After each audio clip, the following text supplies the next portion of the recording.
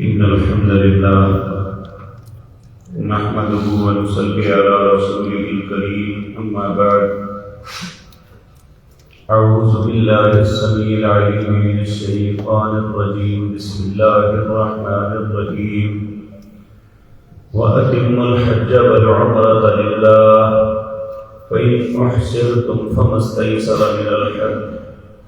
ولا تحلقوا رؤوسكم حتى يبلغ الحدي محله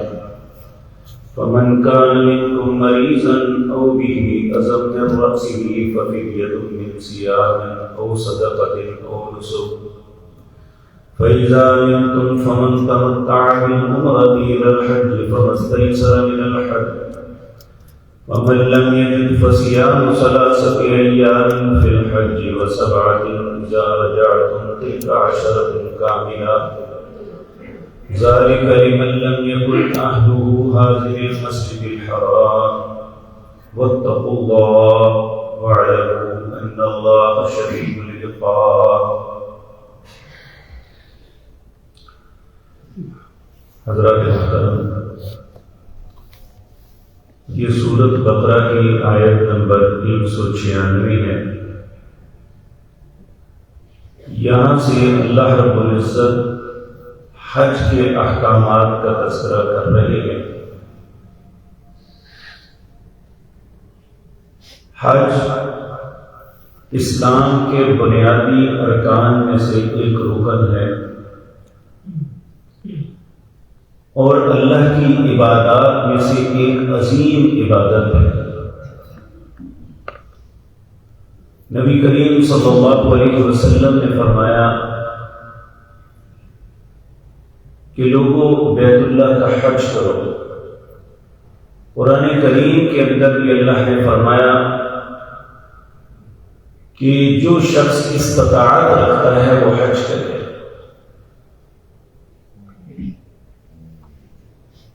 اور یہاں پہ اللہ رب العزت اس آیت نمبر 196 کے اندر کئی مسائل انسان کو سمجھا رہے ہیں.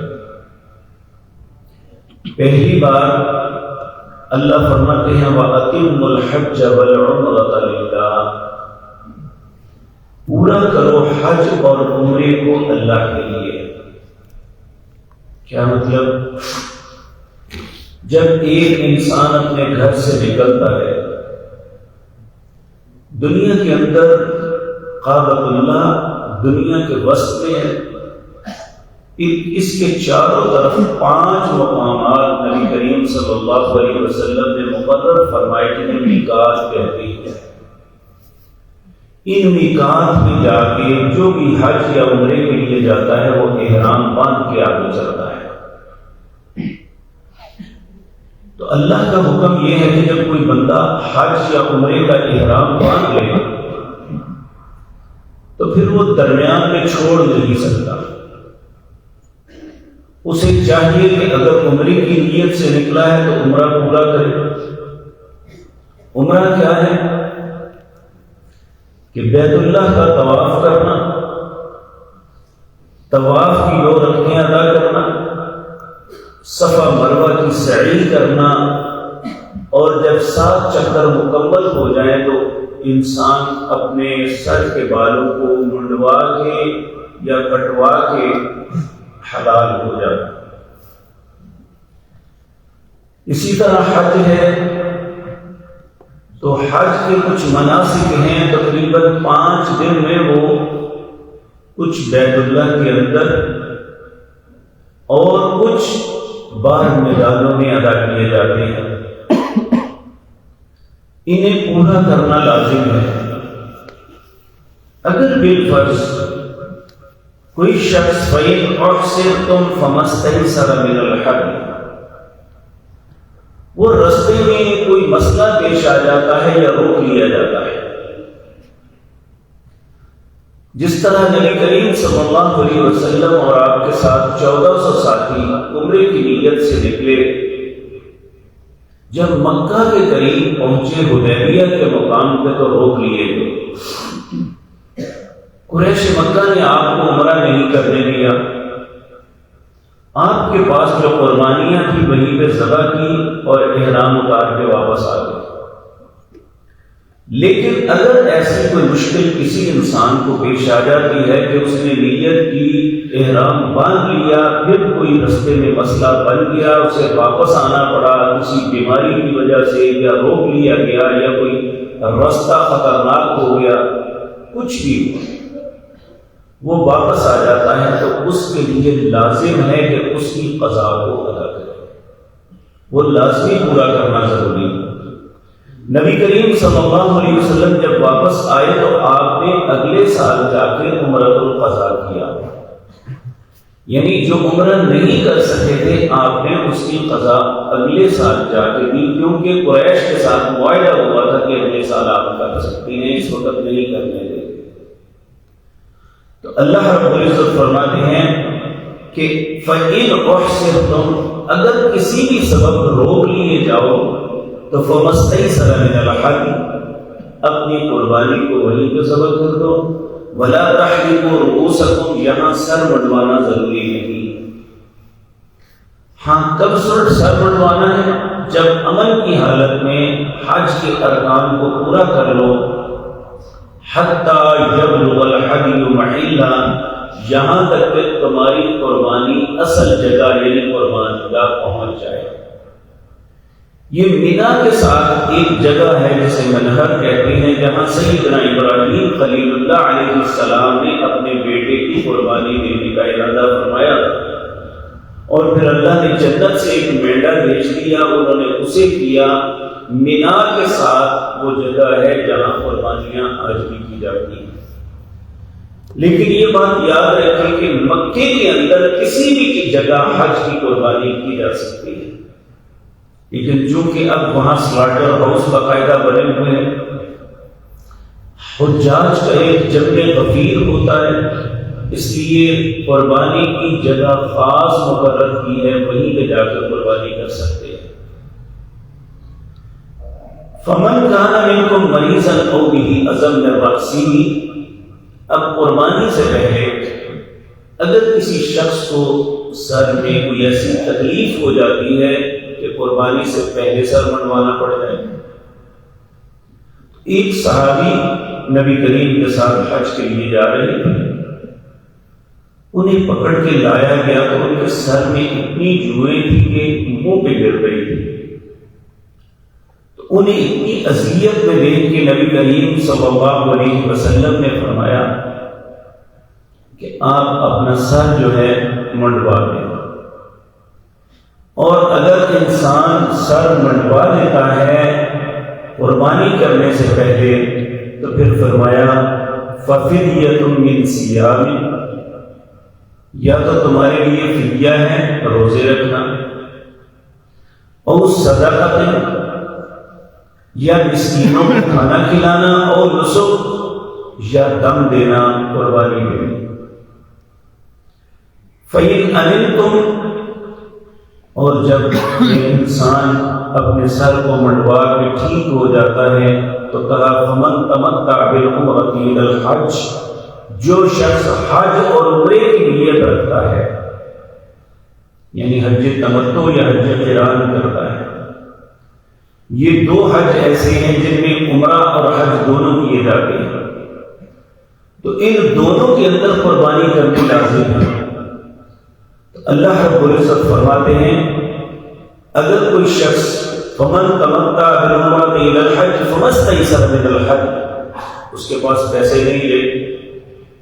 یا قربانی کی طاقت نہیں رہی، تو کہا اگر وہ قربانی کی طاقت نہیں رکھتا فمن لم یجد فصیام ثلاثۃ ایام فی الحج، اسے چاہیے کہ حج کے ایام میں 3 روزے رکھے۔ اگر کوئی جان بوجھ کے بھی نہیں قربانی کرتا، یعنی اپنے خرچے کو بچانے کے لیے، تو اس کے لیے بھی لازم ہے اگر وہ حج تمتع یا حج قران کر رہا ہے تو وہ کیا کرے، 3 روزے حج کے دنوں میں رکھے۔ حج کے دنوں سے مراد ذی الحجہ کی 8 تاریخ سے پہلے 3 روزے رکھے۔ اگر یہ نہیں رکھ سکتا تو ایام تشریق میں رکھے، یعنی عید الاضحیٰ کے اگلے 3 دن 3 روزے وہاں رکھے، وسبعۃ اذا رجعتم 7 روزے اپنے گھر آ کے رکھے، تلک عشرۃ کاملہ یہ 10 مکمل ہو گئے تو اس کی قربانی کا قائم مقام ہو جائے گا۔ ذالک لمن لم یکن اہلہ حاضر المسجد الحرام، جو مکے والے ہیں ان پہ قربانی نہیں ہے کیونکہ وہ حج تمتع یا قران نہیں کرتے، وہ حج مفرد کرتے ہیں، اس حج کے ساتھ عمرہ نہیں ہوتا، وہ 8 ذی الحج کو سیدھا مینا میں جاتے ہیں اور بعض اوقات 9 ذی الحج کو سیدھا عرفات میں جاتے ہیں تو حج کے مناسک ادا کرتے ہیں۔ ان کے لیے اللہ فرماتے ہیں ذالک لمن لم یکن اہلہ، یہ قربانی ان کے لیے نہیں ہے حاضر اہلہ جو اہل مکہ ہیں، حاضر المسجد الحرام جو مسجد حرام میں حاضر ہو۔ واتقوا اللہ، اللہ سے ڈرو، واعلموا اور جان لو ان اللہ شدید العقاب، اللہ کا انتقام بڑا سخت ہے۔ یعنی بات حج کی ہو رہی ہے، اللہ کا انتقام بڑا سخت ہے، اس کا کیا مطلب؟ اس کا مطلب یہ ہے کہ جو ہم عبادات کرتے ہیں یہ اللہ پہ کوئی احسان نہیں ہے،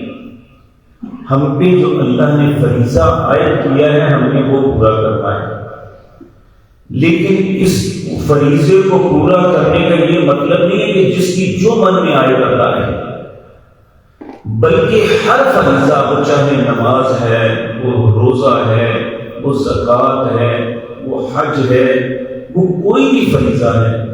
اسے اسی طریقے سے ادا کریں گے جو اللہ نے اپنے رسول صلی اللہ علیہ وسلم کو بتایا اور رسول اللہ صلی اللہ علیہ وسلم نے اپنی امت کو سکھایا، تو پھر ہماری عبادت اللہ کی بارگاہ میں مقبول ہوگی۔ اگر ہم اپنی مرضی عبادات میں بھی کریں گے تو اللہ کا انتقام بڑا سخت ہے۔ اب ہم نماز پڑھتے ہیں تو نماز کا ایک طریقہ نبی کریم صلی اللہ علیہ وسلم نے بتایا۔ آج ہمیں ایک بات پہ بہت بڑا دھوکہ دیا جاتا ہے، جی نماز پڑھنی چاہیے جیسے مرضی پڑھو، واللہ باللہ ثم اللہ، میں ہوں یا آپ، اگر میری یا آپ کی نماز رسول اللہ کی نماز کی طریقے کے مطابق ہوئی تو اللہ کی بارگاہ میں مقبول ہے۔ اگر ہم اپنے اپنے مسلکوں پہ اڑے رہے، اپنی مرضی کے مطابق کرتے رہے، تو پھر اللہ کی یہ بات ہم میں سے ہر مسلمان کو اپنے دل پہ لکھ لینی چاہیے، ان اللہ شدید العقاب، اللہ کا انتقام بڑا سخت ہے۔